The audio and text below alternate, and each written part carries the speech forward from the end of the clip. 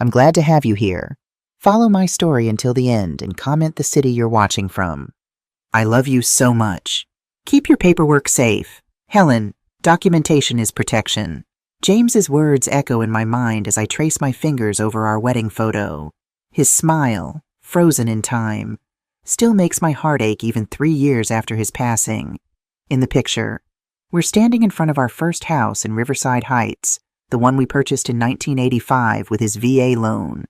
We were so young then, so full of hope. My name is Helen Chambers, and at 68, I never expected to find myself in this position, a widow fighting for dignity in a house that doesn't feel like home anymore. James and I built a good life together. Nothing extravagant, but solid. After his military service, he worked construction while I was a registered nurse until our son Brandon was born. Then came our daughters, Rachel and Amanda. Like millions of women of my generation, I made the choice to stay home. James's income was enough, and the children needed me. I never regretted it, not once. We scrimped and saved, and in 1985 we bought our 3-bedroom house in Riverside Heights. James was so proud that day, holding the deed in his hands. "This is our security, Helen," he said, his eyes shining. "Whatever happens, we own this. Nobody can take it away." The house was paid off in 2010. I still remember our little celebration, just the two of us by then, with the kids grown and gone. James grilled steaks, and I made his favorite potato salad. We danced in the kitchen to our wedding song. 6 years later, the diagnosis came, lung cancer. The doctor said it was from his time in Vietnam, all those chemicals they'd been exposed to. My strong, vibrant husband fought so hard, right until the end. 40 years of marriage. Gone in 18 months of hospital visits, chemotherapy, and hospice care. After the funeral, I tried living alone, but the house felt too big, too quiet. I'd find myself talking to James's empty chair, making coffee for 2 out of habit. The silence was deafening. When Brandon suggested I move in with them, it seemed like a blessing. "Just until you're feeling stronger, Mom," he said, his hand on mine. "It's not good for you to be alone right now." Sophie, my daughter-in-law, nodded enthusiastically beside him. "The kids miss their grandma. It would be so nice to have you close." My grandchildren, Ryan and Emily, sealed the deal with their excited faces. How could I say no? I sold most of my furniture, donated James's tools to the local veterans group, and kept only what would fit in their guest room. The house in Riverside Heights stood empty, but I couldn't bear to sell it. Too many memories. Brandon said they'd help me figure out what to do with it later. "We'll take care of everything, Mom," he promised. "You just focus on healing." I should have remembered James's words about documentation then. But grief has a way of clouding judgment, of making you trust when you should question. The first 6 months with Brandon and Sophie were lovely. I cooked Sunday dinners, helped with the grandchildren's homework, and felt useful again. Sophie would chat with me over morning coffee, asking about my life with James, seeming genuinely interested. My grandchildren, Ryan 10 and Emily 8, would burst into my room on weekend mornings, crawling into bed with me for stories about their father when he was their age. I thought I'd found my place again. A new chapter. Brandon worked as an engineer at Boeing Good, steady work that he'd had for 15 years. Sophie had been in marketing at a local firm when I first moved in, but shortly after, she received a promotion to marketing director. I was happy for her success, even proud. She'd worked hard for it. My daughters lived far away, Rachel in Boston going through a difficult divorce, Amanda in Seattle with twins who had special needs. We talked on the phone regularly, but they had their own challenges. When I'd hint at any problems, they'd say, "At least you're with Brandon. You're so lucky Sophie's there to help." Lucky. The word would later taste like ash in my mouth. I kept in touch with a few friends from our old neighborhood, especially Evelyn Martinez, who'd known James and me for 30 years.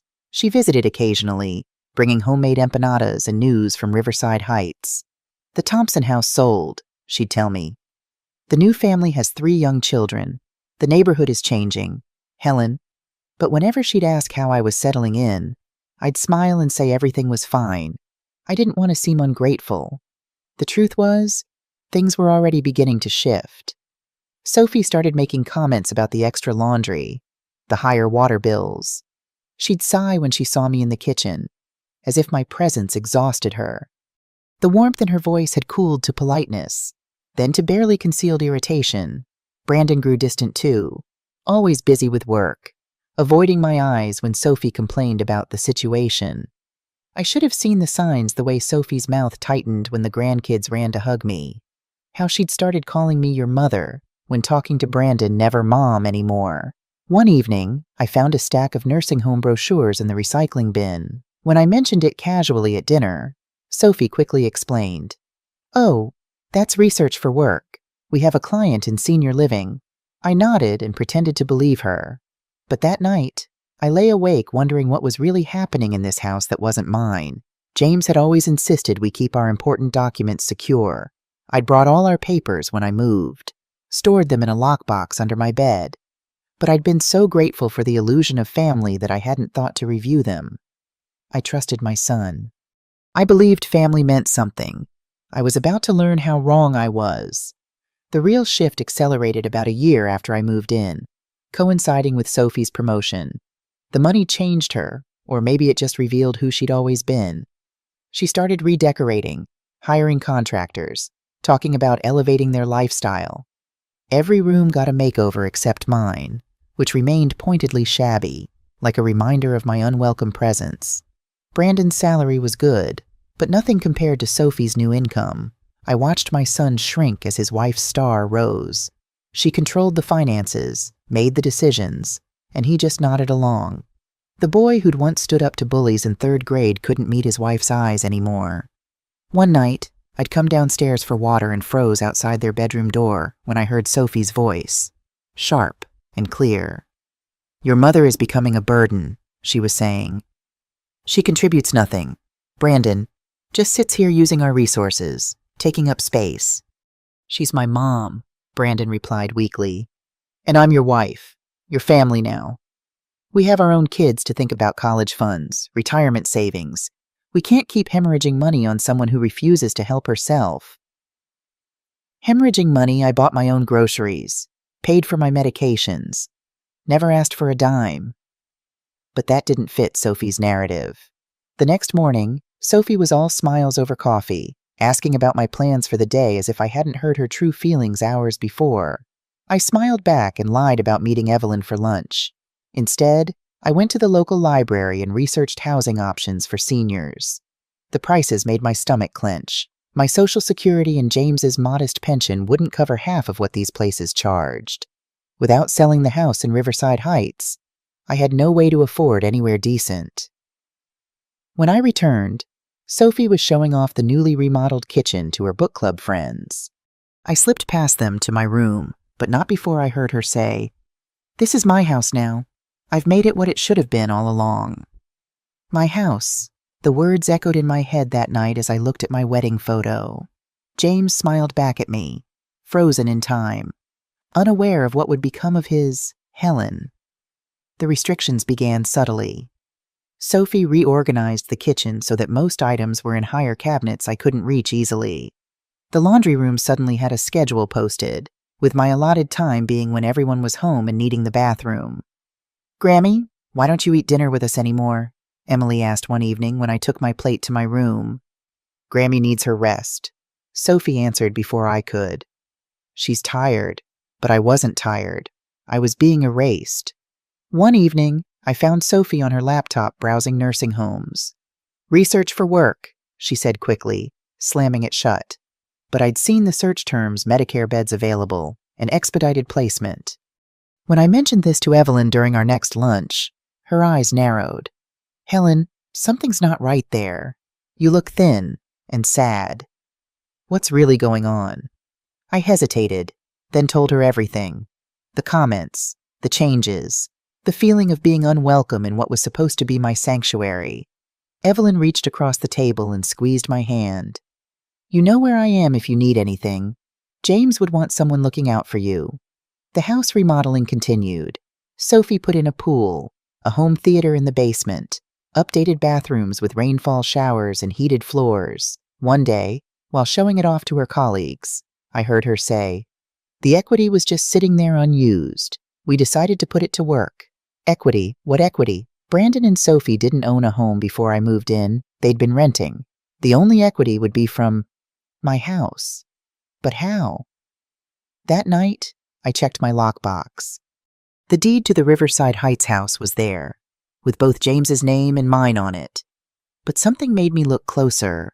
There was a small notation I didn't recognize, and the document looked different somehow, not quite the same as I remembered. I needed to find out what was happening, but I wasn't sure who to trust anymore. As summer turned to fall, the tension in the house became palpable. Sophie spent more time at work, coming home late and irritable. Brandon walked on eggshells around her, and the children grew quieter, sensing the strain. My relationship with my grandchildren became Sophie's new target. She scheduled their activities during times I was usually with them. When Ryan asked if I could attend his soccer game, Sophie interjected. "Grammy doesn't like sitting in the cold, honey. She's better off at home." I hadn't been asked. I would have sat in a blizzard to watch my grandson play. Emily's art projects with me were suddenly too messy for the house.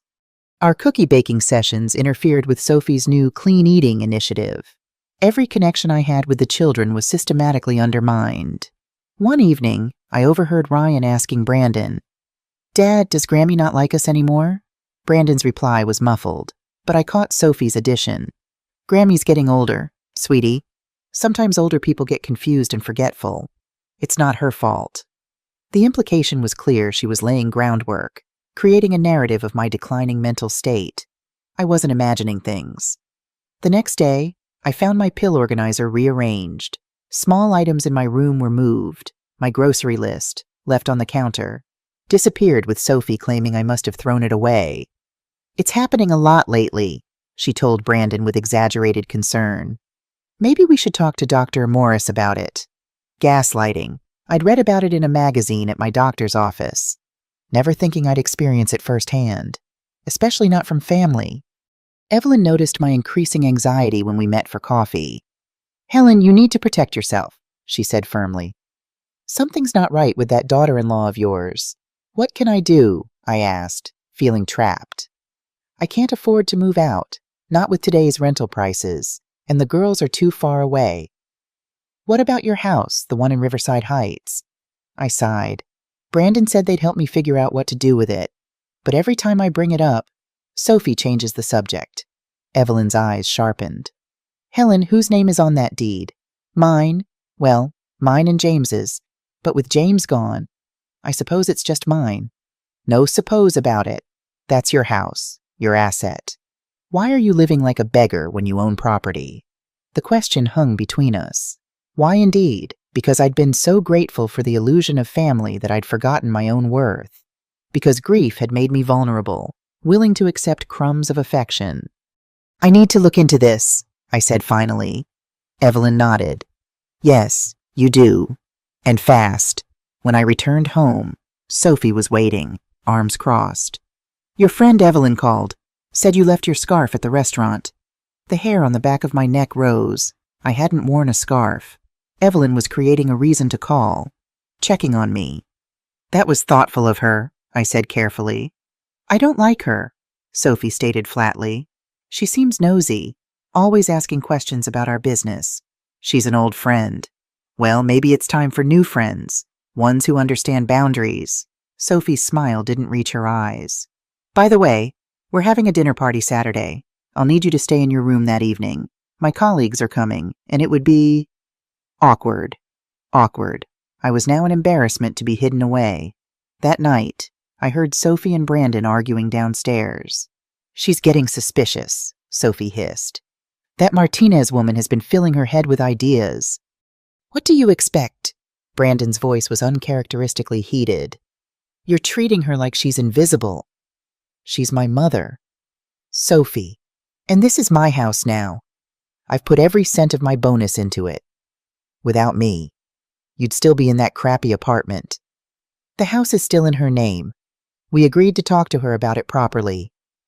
Sophie's laugh was cold. Talk and what would you say? Hey, Mom, remember that house Dad left you? We've been borrowing against it without telling you. Hope that's okay. My blood ran cold. Borrowing against my house. How is that possible? We'll figure it out, Brandon said, his voice dropping. Just be nicer to her. Okay, for the kids. If nothing else? 2 more months, Sophie replied. Then we execute the plan. Harris says the paperwork is almost ready. Harris, Sophie's cousin who worked at a law firm. What paperwork? I slipped back to my room, heart pounding. The pieces were starting to fit together, forming a picture I didn't want to see. I needed to act, but carefully. Whatever they were planning, I couldn't tip my hand too soon. That weekend, while everyone was at Ryan's soccer tournament, I visited my old house in Riverside Heights. The lawn was overgrown, mail piled up on the porch. Inside, dust covered every surface, but it was still mine, still home. I walked through each room slowly, remembering James and I bringing baby Brandon home, Rachel's 5th birthday party in the backyard, Amanda learning to play piano in the living room. Every wall held memories that Sophie couldn't redesign away. As I was leaving, my neighbor Dorothy stepped out of her house. Helen, what a sight for sore eyes. Are you moving back in? Just checking on things, I said vaguely. Well, it's about time. That young couple was here again last week. Said they were considering an offer. My heart stuttered.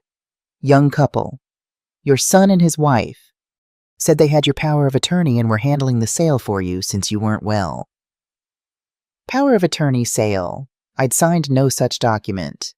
When was this? I asked, struggling to keep my voice steady. Oh, they've been by several times over the past few months. Brought some fancy-looking fellow in a suit last time.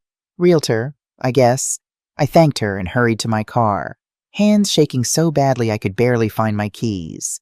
The pieces weren't just falling into place, they were crashing down around me. The weeks leading up to Thanksgiving were a masterclass in restraint.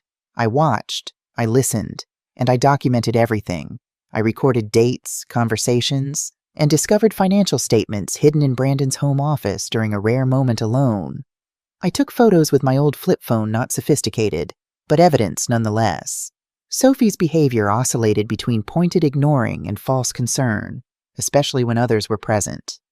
Are you feeling all right, Helen? You seem confused today, she'd say sweetly in front of Brandon's cousin Maria, who was visiting from Chicago. Maria frowned. She seems perfectly fine to me. Oh, you don't see her every day. Sophie sighed dramatically. The forgetfulness, the wandering at night.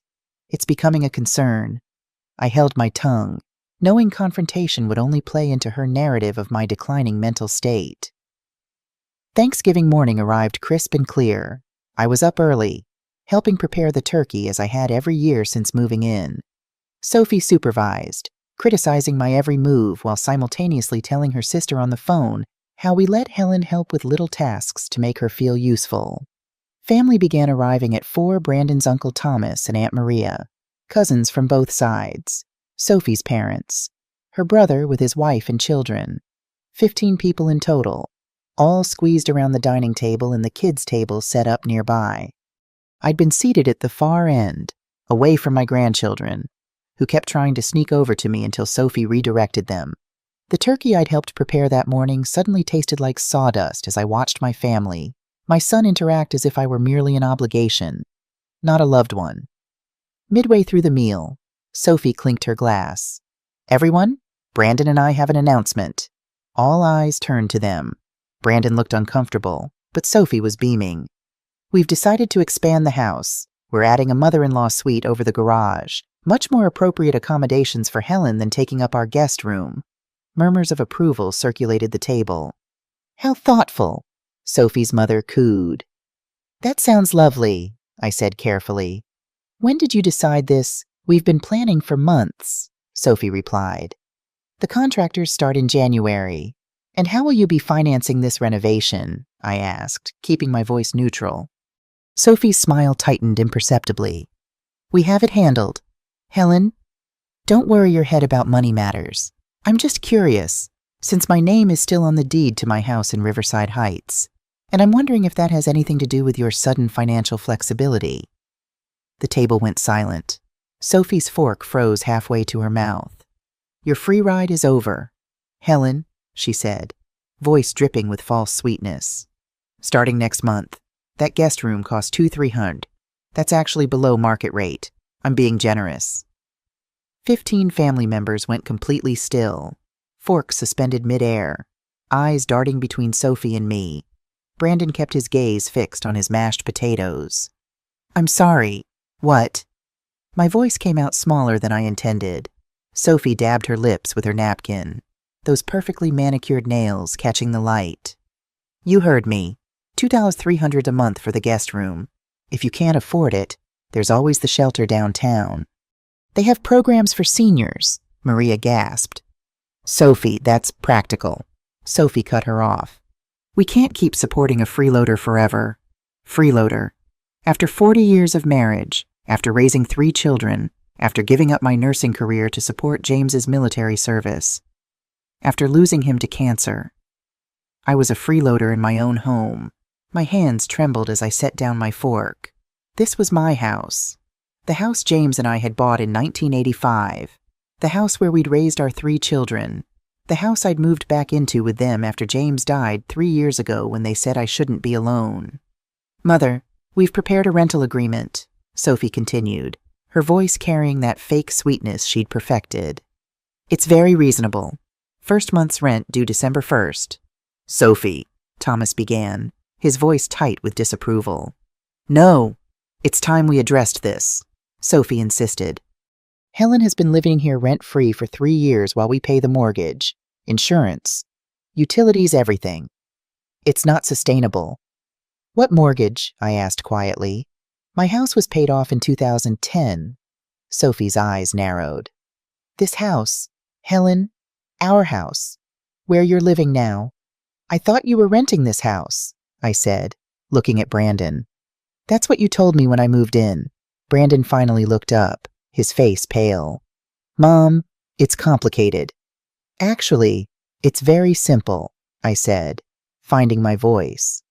I'd like to know how you're financing all these renovations, the pool, the kitchen, the home theater, because from what I understand, you've been taking out loans using my house as collateral. My house. With forged documents. The silence that followed was deafening. Emily started to cry softly at the kids' table, sensing the tension.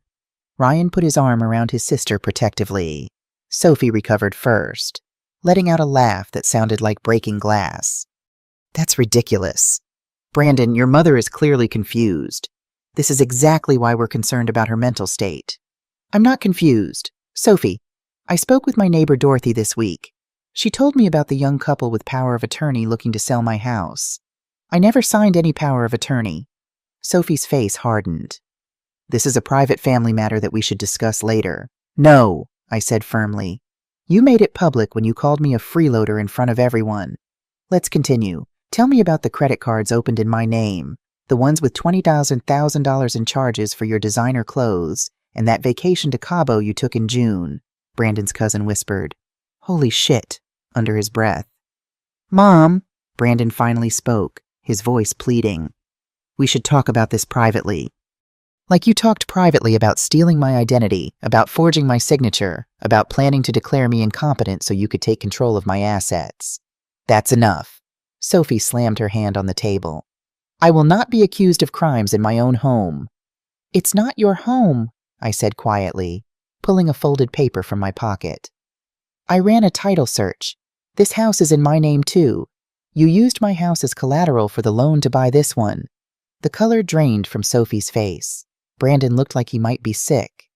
You've been planning this for years, I continued, my voice steady despite my racing heart. Using my credit, my assets, creating debt in my name. And when I couldn't pay, you'd have me declared incompetent. Take everything I have. Is that about right? Maria stood abruptly. Thomas, we're leaving. Helen, call us later. We'll help however we can. Sophie tried one last defense. She's lying. She's confused. Tell them, Brandon. All eyes turned to my son. In that moment, he looked so much like the little boy who'd broken Mrs. Peterson's window with a baseball and had to confess, torn, guilty, but knowing the right thing to do. It's true, he whispered. All of it. It was Sophie's idea. But I went along with it. Sophie's face contorted with rage. You weak, pathetic— That's enough, Thomas said firmly. Children, get your coats. We're leaving. As family members hurriedly gathered their things, Sophie turned her fury on me. You've ruined everything after all we've done for you. You ungrateful— What you've done, I interrupted calmly, is commit fraud, identity theft, and elder abuse. All federal crimes. I stood, legs shaky but resolve firm. You have until December 1st to vacate my house. Both houses. Actually, I'll be contacting my attorney in the morning. Sophie laughed, high and brittle. You don't have an attorney. You can barely afford your blood pressure medication. James's friend Charles Bennett has been quite interested in the documents I've gathered. He's expecting my call. I walked to my room, closing the door on their voices, Sophie's shrill accusations, Brandon's weak attempts to calm her, the shuffle of departing family members. Through the thin walls, I heard Maria arguing my case, Thomas's deeper tones of disapproval, and most telling of all, Brandon's silence. On my dresser sat the photo from my last Thanksgiving with James. We'd been at this same table, in this same house. But everything had been different then. James's arm around me, Brandon smiling genuinely, even Sophie looking pleasant. How had it come to this I didn't return to the chaos outside my door?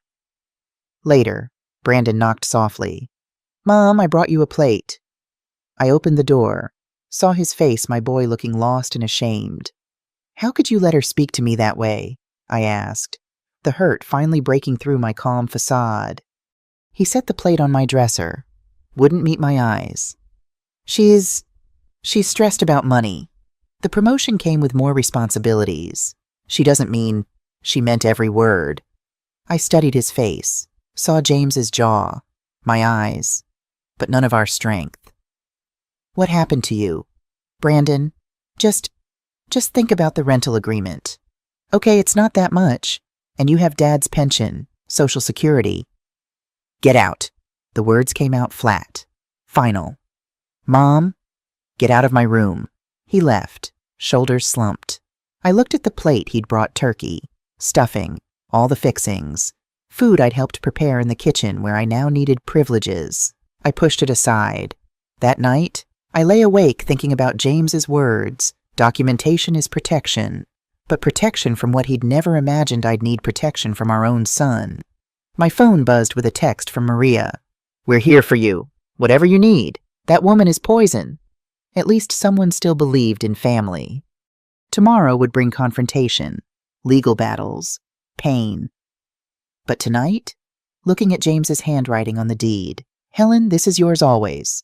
Don't let anyone take it from you. All my love, Jay. I found the strength to fight. Black Friday dawned cold and gray, matching my mood perfectly. While others battled crowds for bargains, I faced a different kind of fight. I'd barely slept, rehearsing what needed to be done, steeling myself for the confrontation ahead. Sophie knocked on my door at precisely 7 o'clock, rental agreement in hand, smile bright as her whitened teeth. Sleep well. She didn't wait for an answer, spreading papers on my dresser with practiced efficiency. I've made this very simple. First month's rent due December 1st. Security deposit waived, family discount. She pointed with a manicured fingernail. Sign here. Initial here. I took the document, scanning each line carefully. No overnight guests without approval. No cooking after 8:00 p.m. No use of common areas during family time. A curfew, an actual curfew of 9:00 p.m. This is a joke, I said, looking up at her. This is reality. Sophie's smile never wavered. You've had a free ride for 3 years. Time to adult up. Helen? Adult up. I'd been an adult when she was still in diapers. I'd raised 3 children, managed a household, held my husband's hand through chemotherapy. But to her, I was just an old woman who needed to learn responsibility. What if I refuse? Then you'll need to vacate by December 1st. She pulled out her phone, showed me a moving company's website. I've already got quotes, very reasonable. They can have you packed and out in 3 hours. Brandon agreed to this. Brandon agrees with whatever's best for our family. She leaned against my doorframe, casual as a neighbor chatting over coffee. Look, Helen, I'm trying to help you maintain some dignity here. The alternative is, well, less pleasant. Meaning I've toured some lovely facilities. Golden Sunset has an opening. Medicare covers most of it. You'd have your own space smaller, of course, but manageable. Meals provided, activities, people your own age. A nursing home. The words tasted bitter. Assisted living, she corrected with a patronizing smile. Very different, more independence. She tilted her head, studying me. You have been forgetting things lately, leaving the stove on, missing medications. Maybe more support would be beneficial. I hadn't forgotten anything, but I saw the trap. Refuse the rent, get painted as incompetent, pay the rent, legitimize her claim to my house. Either way, she won. I need time to think.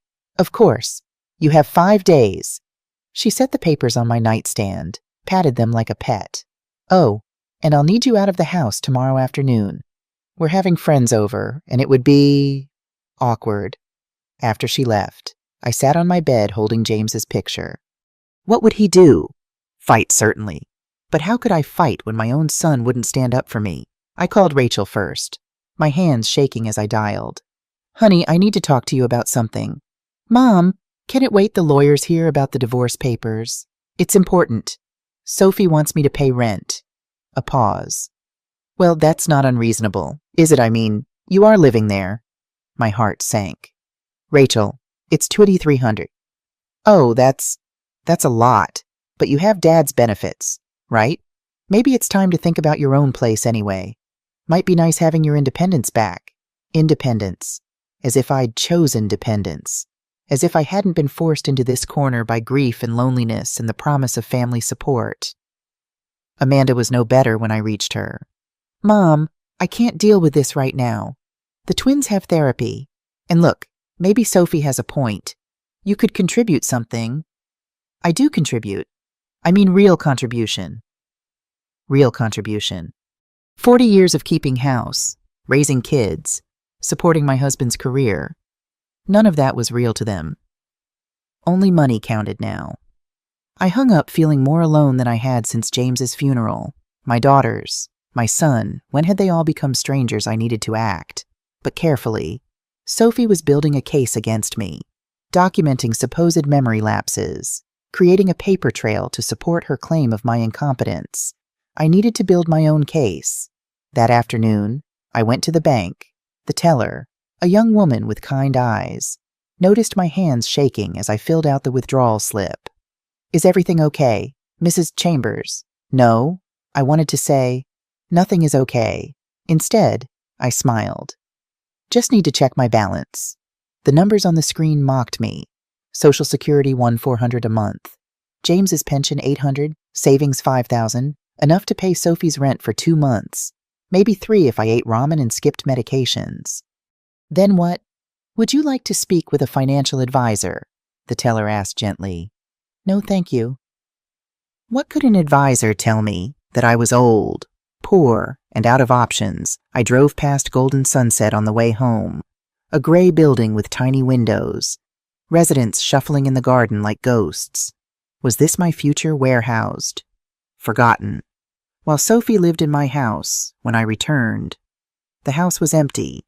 A note on the counter informed me that they'd gone to the mall, shopping with my credit, no doubt. I seized the opportunity to search Brandon's home office, looking for anything that might explain how they'd managed to use my house as collateral. In the bottom drawer of his desk, I found a folder labeled Riverside Property. Inside were loan applications, credit reports, and most damning of all, practice sheets where someone had attempted to copy my signature. My hands trembled as I photographed each document with my phone.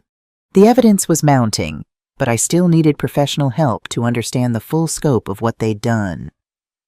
That evening, while Brandon and Sophie entertained friends, I sat in my car at the park, too ashamed to let Evelyn see me cry but desperate for advice. She found me there anyway, knocked on my window. Helen, honey, what are you doing out here in the cold? I broke down then, told her everything. The rental agreement, the nursing home threats, my children's dismissal of my concerns. She listened, her face growing harder with each word. That witch, she said when I finished. James would be spinning in his grave. What can I do? Evelyn, I can't afford the rent. My kids think I'm a burden. I have nowhere to go. What about your house, the one in Riverside Heights? It's just sitting empty. Brandon said they'd help me figure out what to do with it. Evelyn's eyes sharpened. Helen, whose name is on that deed, mine. Well, mine and James's. But James is gone, so it's mine. No buts. That's your house, your asset. Why are you living like a beggar when you own property? The question hung between us. Why indeed? Because I'd been so grateful for the illusion of family that I'd forgotten my own worth. I need to think, I said finally. Evelyn squeezed my shoulder. Think fast, honey. And remember, James left you more than memories. He left you security. Use it. That night, I couldn't sleep. I kept thinking about the deed, the papers in my lockbox. James's voice echoed, documentation is protection. At 3:00 a.m., I pulled out the lockbox, entered the combination our anniversary date. Inside, neat folders labeled in James's precise handwriting, insurance, military records, medical, and there, property. I opened it with trembling fingers, pulled out the deed to the Riverside Heights house. Our names in official type, James Edward Chambers and Helen Marie Chambers. And below that, in James's writing, a note, Helen, this is yours always. Don't let anyone take it from you. All my love. Jay, I pressed the paper to my chest and wept. Then I started planning. At first light, I called Charles Bennett, James's old friend from the military who'd become an attorney. He agreed to meet me that morning at his office. Bring everything you have, he instructed. Every document, every note, every statement. If what you're telling me is true, we need to act quickly. I gathered my evidence, the original deed, bank statements, the rental agreement, photos of the practice signature sheets, and slipped out of the house before anyone else was awake. I left a note saying I was meeting Evelyn for breakfast. Charles's office was in a modest building downtown. He was older than I remembered, white-haired now, but his handshake was firm and his eyes were sharp. He listened without interruption as I explained everything, occasionally making notes.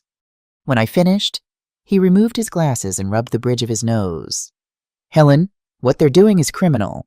Identity theft, fraud, elder abuse. These are serious federal offenses. He leaned forward. Are you certain you want to pursue this? It would mean pressing charges against your own son. The question gave me pause. Despite everything, Brandon was still my child. The little boy who'd cried when James left for work trips, who'd made me handprint cards for every Mother's Day. But he was also the man who'd sat silent while his wife called me a freeloader, who'd participated in stealing my identity, who'd betrayed my trust in the most fundamental way. I'm certain, I said finally. I need to protect myself. Charles nodded. Then let's begin. First, we'll run a title search on both properties. Then we'll check your credit report for unauthorized accounts. We'll need to document everything thoroughly. The title search revealed what I'd suspected: my house in Riverside Heights had been used as collateral for a home equity loan of $150,000, which had then been used as a down payment on the house I was currently living in. Somehow, they'd managed to add Brandon's name to my deed, likely with forged documents making the loan possible. The good news, Charles said, reviewing the results, is that the forgery is obvious when compared to your actual signature. The bad news is that they've been systematically building a case to have you declared incompetent. How do you know? He pushed a folder across his desk. We subpoenaed records from your doctor's office. There have been calls from Sophie expressing concern about your declining mental state. She's requested cognitive assessments, documented supposed incidents of confusion. She's laying groundwork. My stomach churned. The depth of the betrayal was staggering. There's more, Charles continued grimly. We pulled your credit report. 3 credit cards opened in your name that you never authorized. Current balance just over $20,000, plus inquiries from reverse mortgage companies and senior living facilities checking your creditworthiness. I felt dizzy with the implications. How long has this been going on? Based on the timestamps, about 2 years. shortly after you moved in with them. 2 years of smiles and family dinners and how are you, Mom, while plotting my destruction. The scope of betrayal took my breath away. What do we do now? Charles's expression was resolute. We fight. First, we secure your assets. Then we address the criminal aspects. He outlined a plan: freeze my credit, file fraud alerts, secure new identification documents, prepare legal paperwork to reclaim sole ownership of my house, and gather evidence for criminal charges. What about the house I'm living in now? Sophie said they've been paying the mortgage. They have, but using fraudulently obtained funds, legally. You have a claim to that property as well. Since your assets were used for the down payment without your knowledge or consent, my head was spinning with legal terms and implications. This is going to destroy my family. Charles's gaze was sympathetic but firm. Helen, they were already destroying it. You're just refusing to be the casualty. As I left his office, I felt simultaneously lighter and heavier. The path forward was clear, but the emotional toll would be immense. Charles had arranged for a forensic accountant named Patricia Wong to review my financial records. I met her that afternoon at her downtown office. Patricia was a petite woman with shrewd eyes behind stylish glasses. The fraud is extensive, she said, adjusting her glasses as she reviewed the documents. 3 credit cards, multiple loan applications, several attempts to add Sophie as co-owner of your property. The paper trail is damning. How did I not know I still felt foolish? Exposed. They were careful, had mail redirected, used electronic statements, intercepted calls.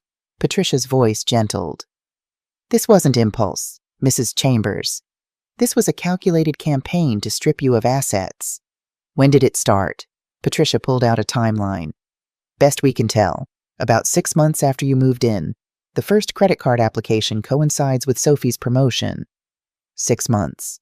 When she'd still been smiling at me over coffee, calling me Mom, pretending to care. The betrayal cut fresh. What's our next move? I filed the criminal complaints today, Charles said, joining us.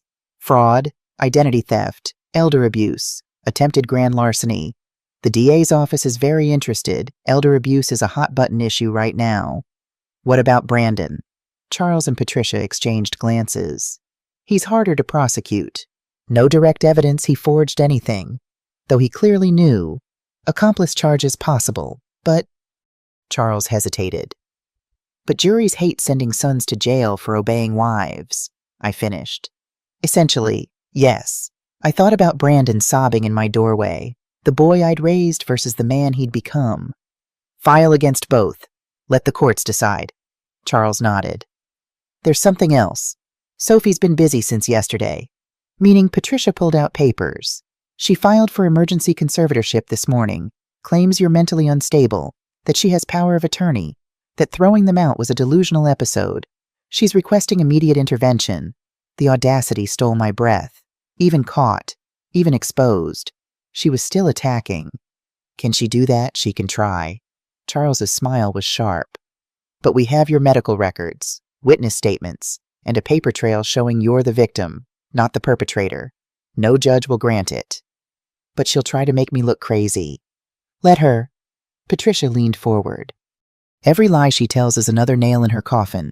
Document everything. Record if legal in your state. Build the case. I want them to pay. The words came out harder than intended. Not just criminally, financially. Every penny they stole. Restitution is standard in fraud cases, Charles assured me. Plus damages for emotional distress, legal fees, credit repair. They'll be paying you for years. Good. Let them feel the squeeze of never having enough. Always owing, forever indebted. Let Sophie's designer dreams crumble under court-ordered payments. There's more good news, Patricia added. The renovations legally. They're yours. Improvements made to your property with stolen funds revert to you. The pool, the kitchen. Everything yours, free and clear. I laughed, surprising myself. She built her dream house for me. Karma, Charles said dryly, can be beautiful. We spent hours documenting, planning, strategizing. By evening, I felt armed for war. Charles left to file papers. Patricia stayed to help me understand my finances. You're not rich, she said bluntly, but you're not poor. The house is worth approximately $800,000 now, thanks to the renovations and market appreciation. Your income is limited, but without a mortgage, it's sufficient. $800,000. James and I had paid $90,000 in 1985. He'd be stunned. Could I sell it? Of course, though I'd wait until the legal matters settle. But yes, you could sell. Buy something smaller. Invest the difference. Live very comfortably. Options. After 3 years of feeling trapped, I had options.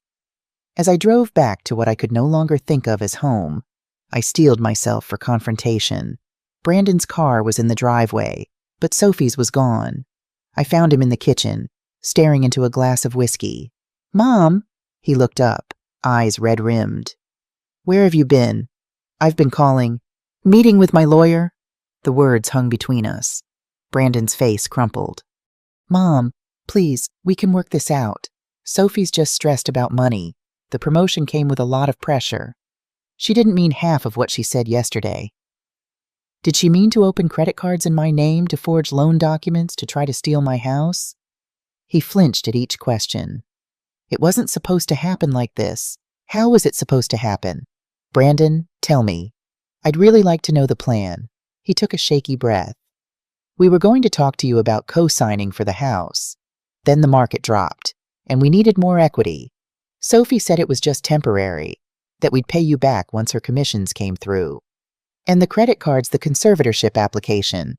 His head jerked up. "What conservatorship? Sophie filed papers this morning claiming I'm mentally unstable and need to be under her guardianship." Brandon's face went pale. "I didn't know about that. I swear." "What did you know? Brandon, what part of stealing from your mother did you actively participate in?" He couldn't meet my eyes. "I signed some papers. I knew about the home equity loan. I didn't know about the credit cards until later. And by then, it seemed too late to come clean."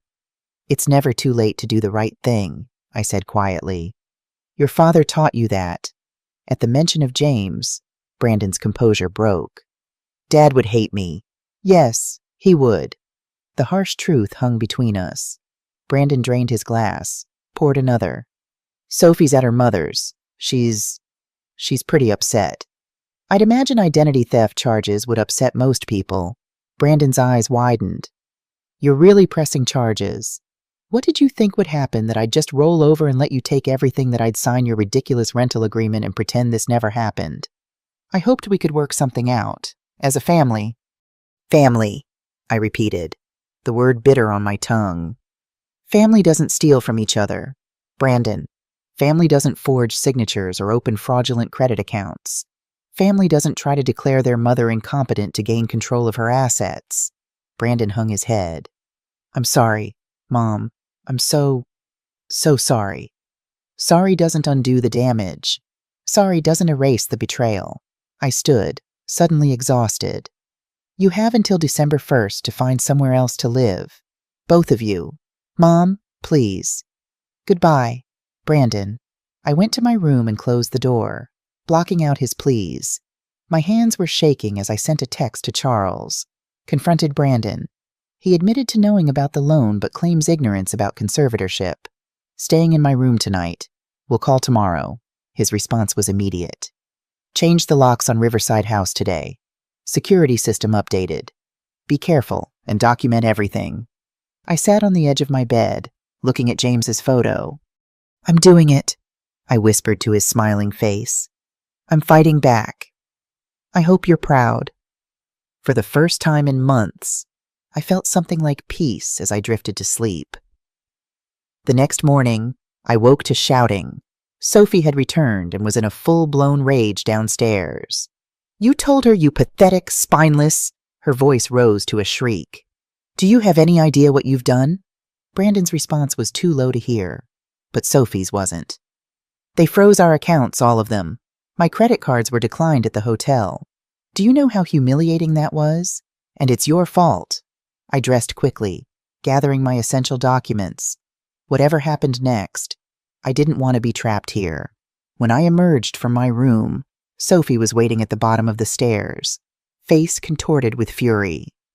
"You," she hissed. "You ungrateful old witch. After everything we've done for you." "After everything you've done to me," I corrected, keeping my voice steady. "There's a difference. You think you've won? You have no idea who you're dealing with. I know exactly who I'm dealing with. A thief and a fraud. Where are my grandchildren?" Her smile was vicious. "You think you'll ever see them again after what you've done to their mother? What I've done, that's rich, coming from someone facing federal charges. You'll never make those charges stick. It'll be your word against mine. And who do you think people will believe, a confused old woman with a history of mental instability, or a respected professional?" I pulled out my phone, stopped the recording app. "Thank you for that. My lawyer will be delighted." The color drained from Sophie's face. "You can't record me without consent. That's illegal. Actually, in this state, single-party consent is all that's required. I consented. That's enough." I moved past her toward the door. "I'll be staying at a hotel until the court date. I suggest you use this time to find new housing arrangements." "This isn't over," Sophie called after me. "Not by a long shot." I turned back, meeting her gaze. "You're right about that. It's just beginning." Outside, I took my first deep breath in what felt like years. Evelyn was waiting in her car as we'd arranged. "You okay?" she asked as I slid into the passenger seat. "No," I admitted, "but I will be." We drove to the hotel Charles had reserved for me, a modest place but clean and secure. As we carried my suitcases in, Evelyn squeezed my arm. "You're doing the right thing, Helen. Don't doubt that for a second." "I know. It just hurts. Of course it does. They're your family. But sometimes the people who should love us the most are the ones who wound us deepest." I settled into the hotel room, feeling strangely liberated despite everything. For the first time in 3 years, I was making my own decisions, taking back control. My phone rang Rachel calling back after I'd left her a brief message about the situation. "Mom, what's going on?" Brandon called saying you've gone crazy. Hired lawyers, accused them of stealing. I told her everything, my voice steady despite the pain. When I finished, there was a long silence. "Rachel, I'm still here." Her voice was thick with tears. "Mom, I'm so sorry. I had no idea. When you mentioned the rent, I just assumed. I should have asked more questions." "Yes, you should have." "Are you okay? Where are you staying? Do you need me to come?" The shift to concern after dismissal was jarring. "I'm safe. I have support. And yes, I would have appreciated you coming when I first asked for help. Not after everything fell apart." "That's not fair." "Mom, I'm going through a divorce. I have my own problems. Life is rarely fair, Rachel. But when family needs help, you show up. That's what I taught you. That's what I did for you. Every time." Another silence. "You're right, I'll book a flight." "Don't bother," I said, suddenly tired. "The court date is set for next month. You can come then if you want to support me. Or not. It's your choice." "Mom, I need to go." "I have another call with my lawyer." I hung up, knowing I'd been harsher than necessary, but unable to summon the energy to soothe her guilt. My daughters had abandoned me when I needed them, just as Brandon had. The wound was still too fresh to pretend otherwise. Amanda called next, her tone defensive from the start. "Mom, Brandon says you're pressing charges against him, your own son. Brandon committed crimes. Amanda, multiple federal crimes." "It was Sophie's idea. You know how she is." "Yes, I do. And I know that Brandon is a grown man who made his choices. He chose to participate in stealing from his mother. People make mistakes. Mistakes are accidental. This was calculated, deliberate, and sustained over years. That's not a mistake, it's a crime." Amanda's voice broke. "What do you want me to say? That I should have been there? That I should have noticed I have twins with special needs? Mom, I'm drowning most days. The guilt trip might have worked before, but not now. I'm not asking you to fix this. Amanda, I'm telling you what happened and what I'm doing about it. You can support me or not, that's your choice." "Of course I support you," she said quickly. I just hate seeing the family torn apart like this. The family was torn apart the moment they decided to steal from me. I'm just refusing to be the victim. After ending the call with Amanda, I felt emotionally drained but oddly cleansed. For too long, I'd accepted whatever scraps of attention and affection my children offered, grateful for any acknowledgement. No more. I deserved better. James would expect better. Charles called to update me on the legal proceedings. The emergency conservatorship hearing is set for Monday. Sophie's claiming you've had a mental break, that you're paranoid and delusional. Her cousin Harris is representing her. He's the one who helped with the forged documents. What are our chances? Excellent. We have medical clearance from your doctor confirming your mental competence, plus statements from neighbors and friends attesting to your lucidity. And most damning, we have the paper trail of their fraud.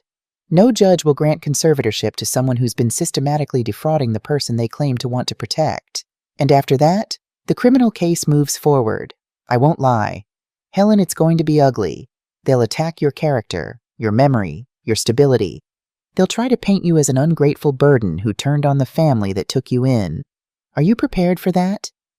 I thought about Sophie's smug face as she presented the rental agreement, Brandon's weakness as he stood by and let it happen, the systematic dismantling of my dignity over 3 long years. I'm prepared, I said firmly. They tried to take everything from me, my home, my independence, my identity. I won't let them take my voice, too. That's my girl, Charles said, and for a moment, he sounded so much like James that my heart ached. Get some rest. Monday's going to be a long day. Monday arrived cold and clear. I dressed carefully in a navy suit James had always liked, my good pearl earrings, sensible pumps. Looking in the mirror, I saw not the victim Sophie had tried to create, but the woman James had loved strong, dignified, determined. Evelyn drove me to the courthouse. Maria and Thomas were waiting outside, faces grim but supportive. We're here for you, Helen, Maria said, hugging me tight. That woman is poison. Inside, the courtroom was nearly empty, just a few court officers, our legal teams, and a judge who looked like she'd seen it all before. Sophie sat with her cousin Harris and another attorney I didn't recognize. Brandon wasn't present. Sophie had made an effort to look demure in concerned simple dress, minimal makeup, hair pulled back, the grieving daughter-in-law, worried about her husband's mentally unstable mother. Judge Carol Winters, a stern-looking woman in her 60s, called the court to order. We're here on the matter of Chambers versus Chambers, petition for emergency conservatorship. She peered over her glasses at Sophie. Ms. Chambers, you're alleging that your mother-in-law, Helen Chambers, is mentally incompetent and requires immediate guardianship for her own protection. Is that correct? Harris stood. Yes, Your Honor. My client has documented a pattern of increasingly erratic behavior, paranoid delusions, and financial irresponsibility that poses a danger to Mrs. Chambers' well-being. Judge Winters turned to Charles. And your response, Mr. Bennett, Your Honor. Not only do we contest these absurd allegations, but we have evidence that Sophie Chambers and her husband Brandon have been systematically defrauding Mrs. Helen Chambers for years. This petition is a transparent attempt to gain control of assets they've been unsuccessfully trying to steal through more direct means. Sophie gasped theatrically. Harris looked outraged. Your Honor, these slanderous accusations— Save it, Judge Winters cut him off. I've reviewed the filings from both sides. Let's start with the medical evaluations. Mrs. Chambers' primary physician, Dr. Lillian Patel, has submitted a thorough evaluation finding her mentally competent and showing no signs of cognitive decline beyond normal aging. Ms. Sophie Chambers has submitted nothing. No medical evaluation whatsoever. We have documented incidents, Harris began. Documented by whom? Not by medical professionals. Judge Winters looked distinctly unimpressed. Now, regarding these allegations of fraud, Mr. Bennett has submitted substantial evidence credit reports showing unauthorized accounts, loan documents with apparently forged signatures, and a forensic accountant's analysis showing systematic financial abuse. What's your response to this evidence? Mr. Harris? Harris shifted uncomfortably. We haven't had adequate time to review these claims. Your Honor, We believe they're fabricated out of Mrs. Chambers' paranoid delusions. Fabricated, Charles interjected. Your Honor, we have bank records showing transfers from fraudulently obtained loans directly to Sophie and Brandon Chambers' accounts. We have evidence that they used Mrs. Chambers' house as collateral without her knowledge or consent.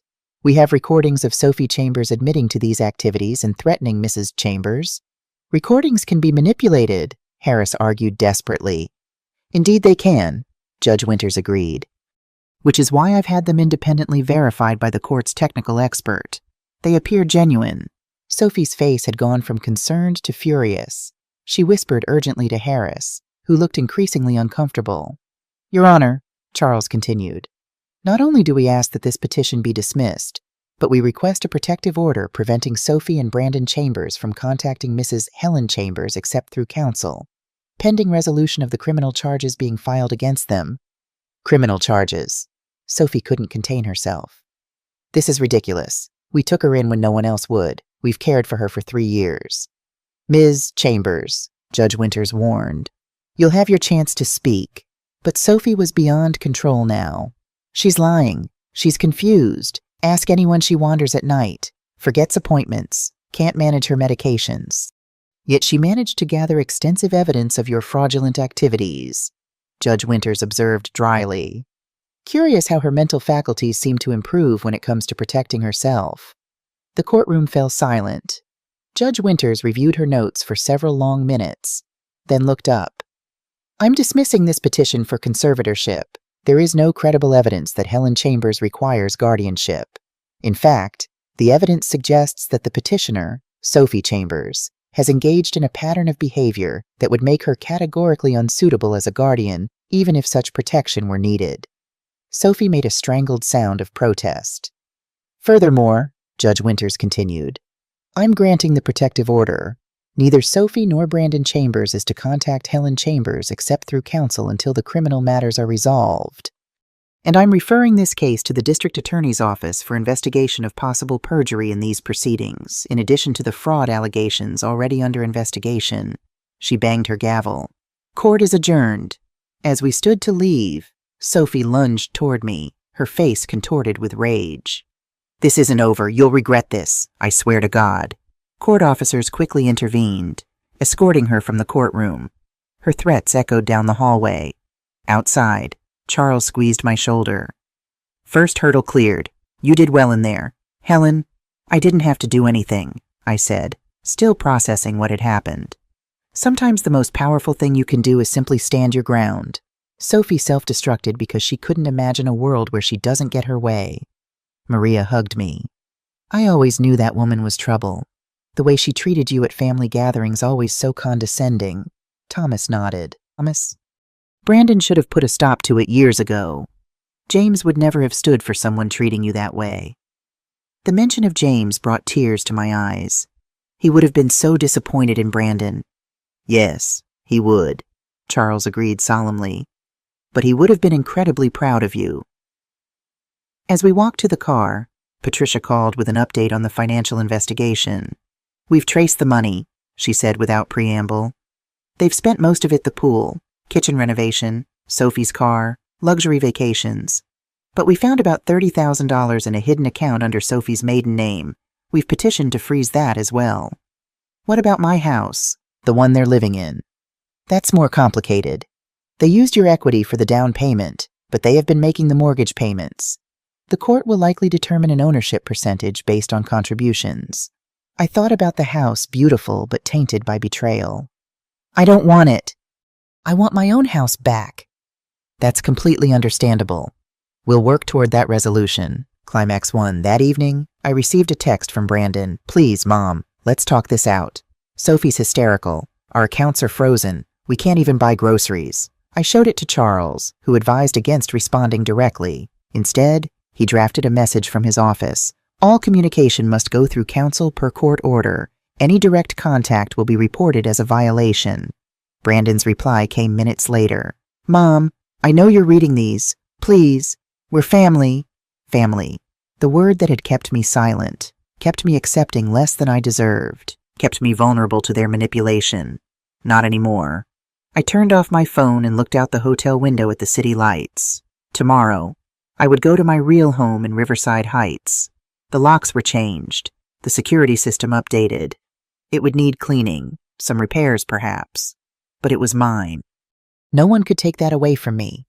For the first time in years, I felt truly free. The weeks leading up to the criminal trial were a whirlwind of depositions, evidence gathering, and legal preparations.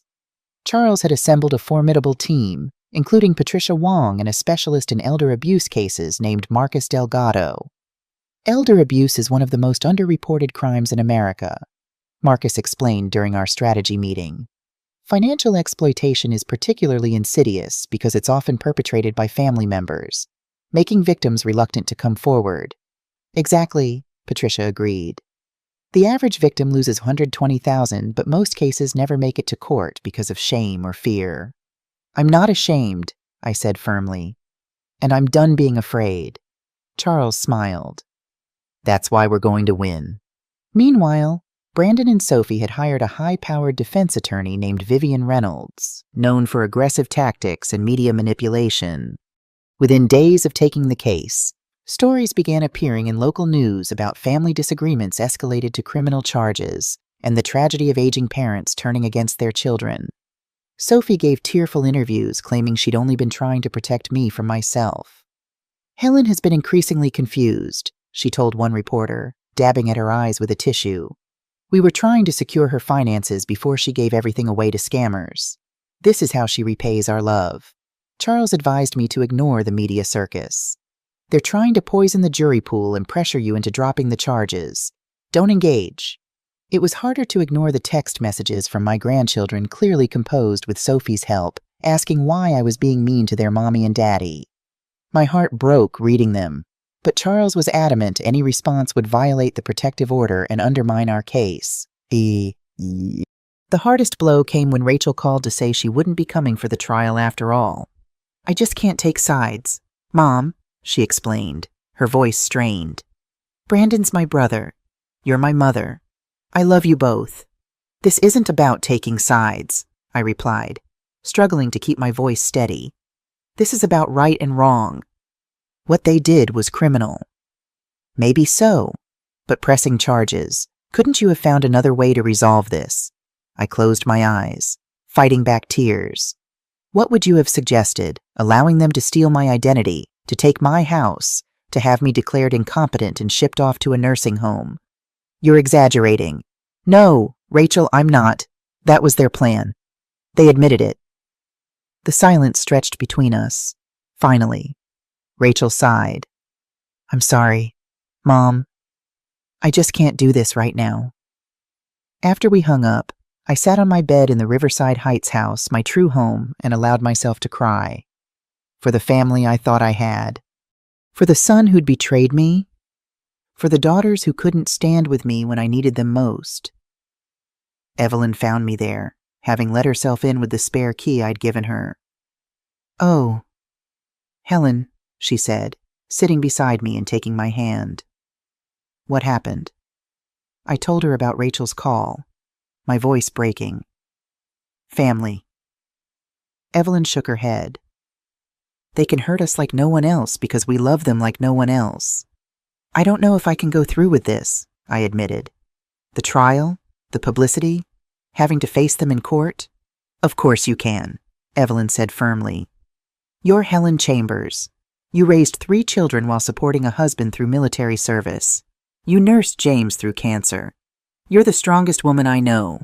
I smiled weakly. I don't feel very strong right now. Strength isn't about not feeling pain, Evelyn said, squeezing my hand. It's about continuing despite it. The criminal trial began on a rainy Tuesday in March. The courtroom was more crowded than the conservatorship hearing had been local media, curious onlookers, and to my surprise, Amanda sitting in the back row. Our eyes met briefly as I walked to the plaintiff's table. She nodded slightly, and I felt a glimmer of hope.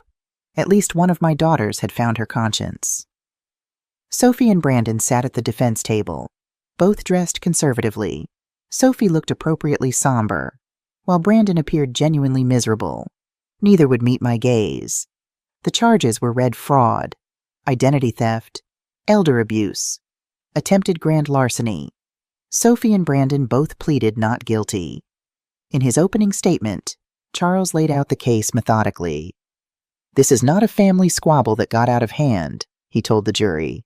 "This was a calculated, years-long campaign to systematically strip Helen Chambers of her assets, her dignity, and ultimately her freedom. The evidence will show that Sophie and Brandon Chambers forged documents, opened fraudulent accounts, and attempted to have Mrs. Chambers declared incompetent, all to gain control of her home and savings." Vivian Reynolds countered with emotional appeals. "The Chambers family took in an aging widow when no one else would," she argued. "They provided a home, care, and companionship for 3 years. Yes, financial arrangements were made with Helen's verbal consent, though perhaps not always with proper documentation. These weren't crimes, they were misunderstandings within a loving family that have been tragically escalated. The evidence phase was grueling. Financial records were dissected. Forensic analysts testified about the forged signatures. Recordings of Sophie's threats were played. My neighbor Dorothy testified about Sophie and Brandon claiming to have power of attorney. Even Sophie's cousin Harris was compelled to testify about his role in preparing fraudulent documents. Then it was my turn to take the stand. As I walked to the witness box, I caught sight of Amanda in the gallery, now sitting beside Maria and Thomas. She gave me a small, encouraging smile. Under Charles's gentle questioning, I recounted everything from James's death to moving in with Brandon, the initial warmth giving way to isolation and gaslighting, discovering the fraud, and the final confrontation at Thanksgiving. "Mrs. Chambers," Charles asked, "why did you decide to press charges against your own son and daughter-in-law?" I took a deep breath. Because what they did wasn't just wrong, it was criminal. They systematically stole from me while pretending to care for me. They planned to have me declared incompetent and institutionalized so they could take everything I have. If I didn't stand up for myself, who would? Charles nodded. "No further questions, Your Honor." Vivian Reynolds approached for cross-examination, her smile sympathetic, but her eyes calculating. "Mrs. Chambers, isn't it true that you resented Sophie's success, her promotion, her income, her influence over your son?" "I resented her theft," I replied calmly. "Her lies, her attempt to steal my home and destroy my credit. Success built on crime isn't success. It's just crime with better clothes." A few jurors nodded, and Vivian's smile tightened. "You claim Brandon and Sophie were planning to have you declared incompetent, yet you've presented no direct evidence of this plan. Isn't this just your interpretation of events?" "Sophie filed for emergency conservatorship the day after I confronted them about the fraud," I pointed out. "She claimed I was mentally unstable and needed immediate guardianship, her guardianship. The court rejected her petition because there was no evidence of my incompetence. That seems like direct evidence to me." Vivian shifted tactics. "Mrs. Chambers, you lived in Brandon and Sophie's home for 3 years without contributing to household expenses. Isn't it reasonable that they eventually asked you to pay rent? I would have been happy to pay a reasonable rent if asked, but $2,300 for a bedroom. When they were simultaneously stealing from me and planning to take my house. No, that wasn't reasonable. That was part of their scheme to financially drain me so I'd have no resources to fight back."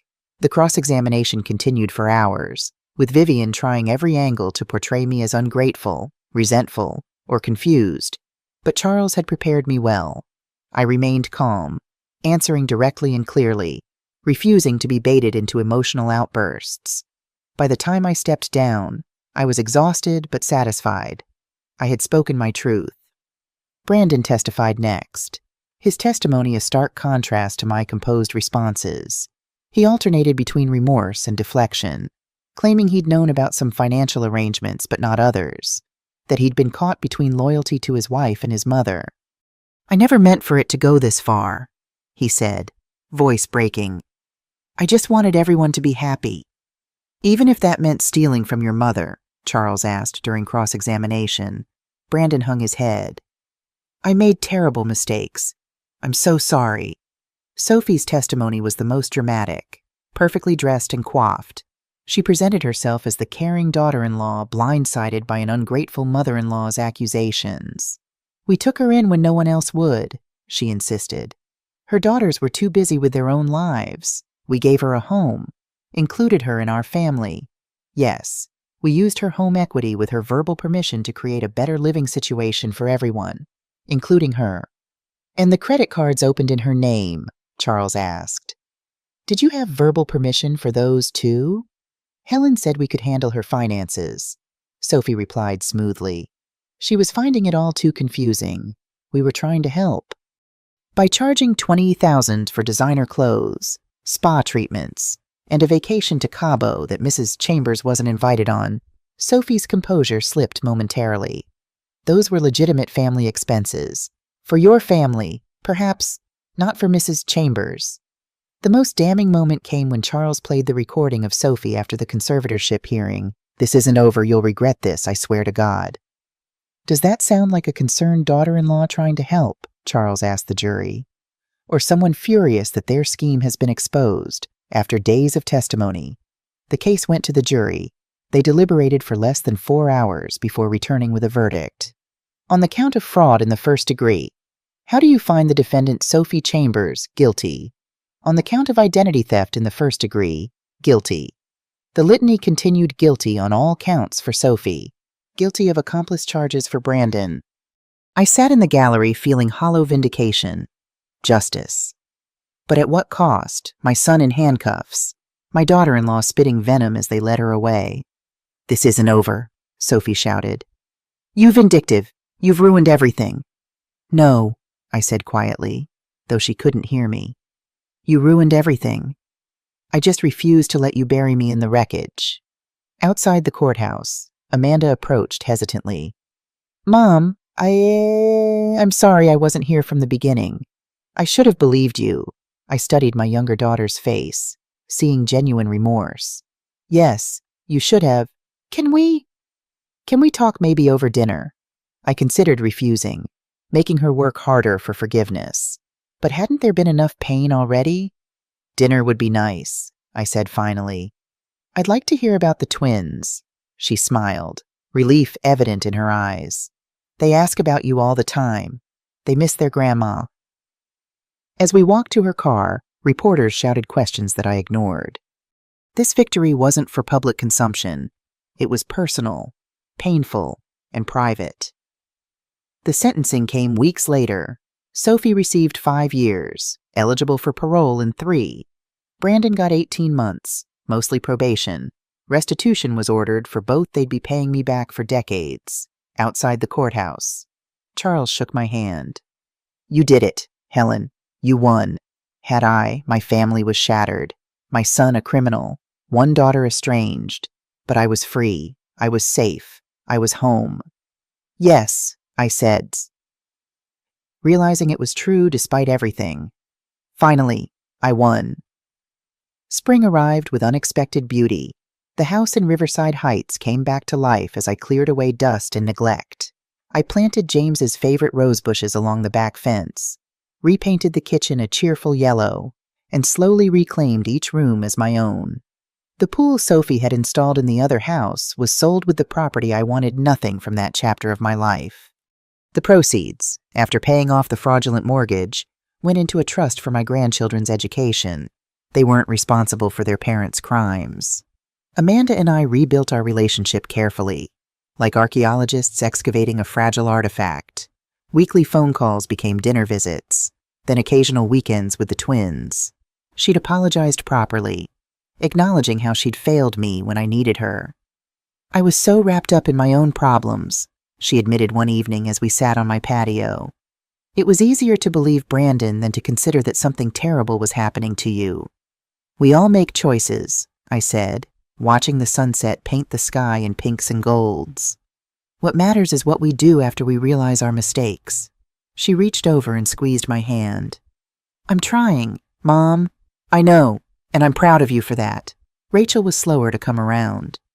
Her divorce had left her bitter and defensive, quick to see betrayal everywhere except where it actually existed. Our conversations remained strained, but there was progress. Small steps. Brandon wrote from prison long, rambling letters full of apologies and explanations. I read them, searching for the son I'd raised in the words of the man who'd betrayed me. Sometimes I caught glimpses of him. Other times, he seemed like a stranger. I wrote back occasionally, keeping my responses measured. Forgiveness would take time, if it came at all. Trust might never be fully restored. Sophie sent no letters, made no apologies. According to Brandon, she blamed me entirely for their downfall.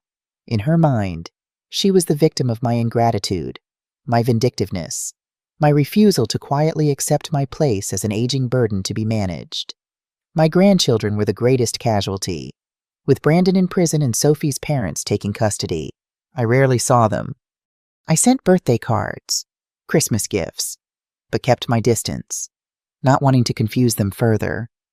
Someday, when they were older, when they could understand that Grandma wasn't the villain in their story, perhaps we'd reconnect. One sunny afternoon in late April, Evelyn and I were having tea on my patio when the doorbell rang. I opened it to find Amanda and the twins, along with a woman I didn't recognize. "Mom," Amanda said, a nervous smile on her face. "This is Dr. Lisa Wong. She's a family therapist who specializes in elder issues and family reconciliation. I thought maybe she could help us. All of us." Dr. Wong extended her hand. "Mrs. Chambers, it's an honor to meet you. Your case has actually become something of a landmark in elder rights advocacy. Would you be willing to talk about how we might help your family heal?" I looked at my daughter's hopeful face, at my grandchildren's curious eyes, at this professional who thought my broken family might be mendable. "Come in," I said, opening the door wider. "We can talk in the living room." Over the next several months, Dr. Wong guided us through difficult conversations. Amanda and I worked through her abandonment when I needed her. We discussed Brandon's choices and how they affected everyone. We even had sessions with Rachel when she finally visited tense at first, but gradually productive. Dr. Wong helped me see that while Sophie had been the primary architect of the fraud, my children's neglect had roots in how I'd raised them. "You were always the giver, the supporter," she pointed out gently. "You taught them that Mom handles everything. Mom never needs help. Mom exists to solve their problems. When you finally needed them, they didn't know how to respond because they'd never practiced caring for you." It was a hard truth to accept, but a necessary one for healing. On the anniversary of James's death, I visited his grave with flowers and news. "I did it," I told the headstone. "Fought back. Won. The house is safe." Wind rustled the trees, and I swear I heard his laugh. "That's my Helen, tougher than you look." "I miss you every day," I whispered. "But I'm okay. Better than okay." I arranged the flowers, straightened the little American flag by his marker. I'm home. And I was not just in the physical house, but in myself. The woman who'd been diminished, dismissed, nearly destroyed, had found her spine, had remembered her worth, had refused to go quietly into anyone's good night. As months passed, my life took on new rhythms. I volunteered at the local senior center, sharing my story and helping others recognize signs of financial exploitation. I joined a widow's support group, making friends who understood the unique challenges of rebuilding a life alone. Charles Bennett and I remained in touch, occasionally meeting for lunch to discuss the ongoing legal aftermath of my case. The restitution payments came monthly, small amounts, but steady. Sophie's wages in prison were garnished. Brandon's too, after his release. Every penny they sent felt like validation. "You tried to rob me, but now you pay me." Justice has a certain poetry. Brandon was released early for good behavior after serving 10 months. He sent another letter asking to meet, to reconcile. This time, his words seemed different, more reflective, less self-pitying. "I've been in therapy," he wrote, "really working on understanding how I failed you, how I let Sophie control me, how I chose the easy path instead of the right one. Please, Mom, let me try to make amends." I thought about it for weeks, asked Evelyn, Maria, and Dr. Wong for advice. The responses were mixed, but ultimately the choice was mine. I agreed to meet him at a coffee shop, public, neutral, safe. He looked older, thinner, worn down by consequences. Good. Growth hurts. Mom, he stood when I arrived, uncertainty in every line of his body. Thank you for coming. I sat, ordered tea, studied my son. You have 10 minutes. He talked fast. Therapy revelations, codependency issues, the toxic dynamic with Sophie, his shame over betraying me. All probably true. All definitely too late. I want to earn your forgiveness, he finished. Whatever it takes. Forgiveness isn't earned. I sipped my tea. It's given or not. I forgive you, Brandon, for my peace, not yours. But forgiveness doesn't mean forgetting, doesn't mean trusting, doesn't mean pretending it didn't happen. I understand. But maybe with time. No, I set down my cup. I'll be civil. I'll send Christmas cards. I might even answer if you call. But the relationship we had, the mother who'd sacrificed everything for you, she's gone. You killed her when you stayed silent at that Thanksgiving dinner. He cried then. My son who'd inherited his father's eyes but not his courage. I felt nothing. The part of me that would have rushed to comfort him had died somewhere between freeloader and forged signatures. I'm still your mother, I said, standing. But now I'm my own person first. Remember that. I left him there with his cold coffee and hot tears. It wasn't cruel. It was necessary. Boundaries aren't walls. They're the fence that makes good neighbors possible. Even when those neighbors are your children. The divorce finalized while Sophie was in prison. Brandon got the kids alternate weekends. Supervised at first. He sent pictures sometimes. Ryan taller, Emily losing baby teeth. I kept them but didn't display them. Someday, maybe, not yet. Rachel visited for Thanksgiving. Just her, quiet and careful, helping me cook in the kitchen I'd painted yellow after returning home. Dad would have been proud of you, she said suddenly, peeling apples for pie. For fighting back. For standing up. He would have been sad it was necessary. I know I failed you when you needed me. She met my eyes. But watching you fight, seeing you refuse to be victimized, it changed something in me too. I stopped accepting less than I deserved in my own life. Good, and I meant it. That's what mothers really want. Children who know their own worth. Amanda came for Christmas, bringing the twins. Watching my grandchildren play in the backyard where their father had once played. Their laughter echoing off the fence James had built. Felt like healing. Not complete, some wounds leave permanent marks, but healing nonetheless. Grandma, one twin asked, why don't we see Daddy very much anymore? Sometimes, I said carefully. People make choices that change relationships, but that doesn't mean we stop loving them. We just love them differently. Like from far away. Exactly like that. Children understand more than we credit. They accepted it, went back to playing. Life moves forward, even when we're looking back. Climax 3 New Year's Eve found me surrounded by friends, Evelyn, Maria, and Thomas, neighbors who'd become family, fellow volunteers from the senior center. We toasted at midnight to survival, to strength, to refusing to be silenced. What's your resolution? Evelyn asked. No more resolutions, I said. Just promises to myself, to never again shrink to make others comfortable, to never apologize for taking up space, to never let anyone make me feel worthless in my own home. Here, the chorus went up. Glasses clinked.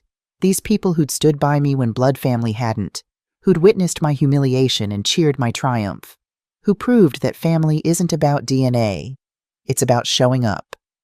The party lasted until 2 a.m. I cleaned up slowly, savoring the echoes of laughter in my home. This house had seen so much love and betrayal, theft and justice, loss and reclamation, but it was mine. Every wall, every memory being made. I stood in my kitchen, my beautiful sun-yellow kitchen, and made one last toast. To James, who'd left me more than a house. He'd left me the tools to protect it. To myself, for finally using them. To the future, whatever it held. I'm Helen Chambers, I said to the empty room, to the ghosts of what had been. to the promise of what could be. I'm 71 years old. I own my home. I know my worth. And I'm exactly where I belong. The house settled around me, safe and solid. Through the window, dawn was breaking. A new day, a new year, a new life built on the ashes of the old. I was home. 6 months later, life had settled into new rhythms. I woke each morning in my own bedroom, made coffee in my yellow kitchen, tended James's roses in the garden. The house that had nearly been stolen had become my sanctuary restored. My case had attracted attention beyond what I'd expected. A producer from a local news station contacted me about participating in a documentary on elder financial abuse. Your story could help so many people. Mrs. Chambers, she explained over coffee in my living room. Most victims never come forward because of shame or fear of family conflict. You fought back and won. That's powerful. I hesitated, uncertain about exposing my family's ugliness to a wider audience. It was painful enough living through it once.